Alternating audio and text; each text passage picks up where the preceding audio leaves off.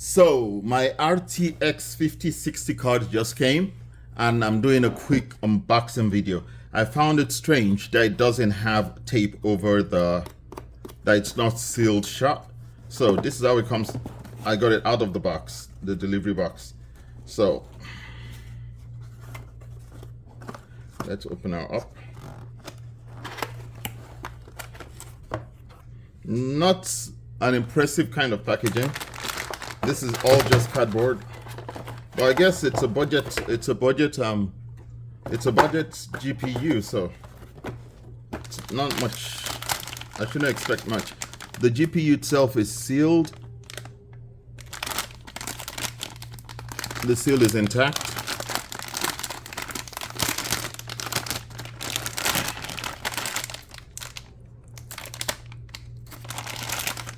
And there it is.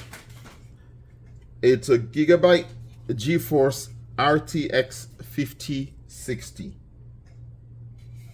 It's the Windforce OC 8GB version.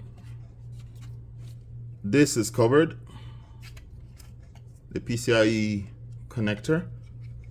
And it's got 1, 2, 3, 4.